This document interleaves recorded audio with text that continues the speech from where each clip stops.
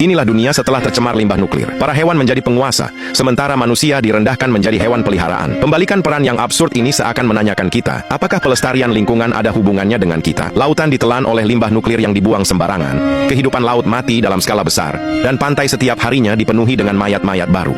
Polusi menyebar seperti wabah penyakit. Di bawah pencemaran air limbah nuklir, hewan-hewan mulai bermutasi, dan secara bertahap menguasai dunia. Sementara manusia menjadi spesies yang terancam punah. Di jalan-jalan, hewan-hewan mengemudi dalam antrian. Gorila duduk di kedai minuman menikmati minuman. Berbagai hewan mengantri untuk membeli kentang goreng dan minuman soda. Beruang kutub mendorong kereta belanja untuk memborong barang di mall. Lumba-lumba menenggak minuman soda lalu membuang sampahnya yang hanyut ke hilir.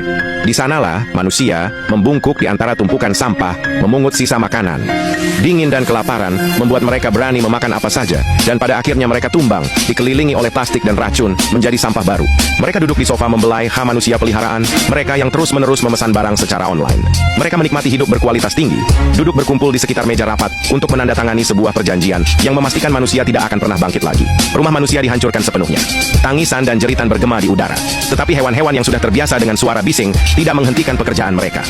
Manusia yang kehilangan tempat tinggal terpaksa memilah-milah tumpukan sampah berulang kali, mencari remah-remah yang bisa dimakan. Sampah terus menumpuk, sementara sisa-sisa yang bisa dimakan semakin sedikit.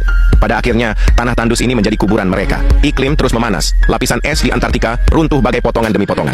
Manusia yang mengungsi berpindah-pindah tempat, sementara mereka yang di laut ditangkap secara besar-besaran oleh hewan-hewan.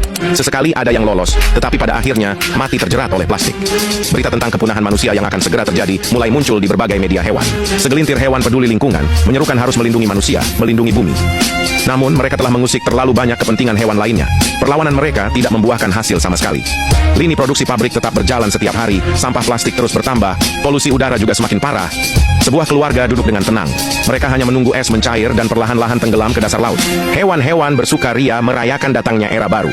Hanya tersisa sedikit manusia di bumi, namun hewan-hewan terus mengeksploitasi sumber daya secara gila-gilaan.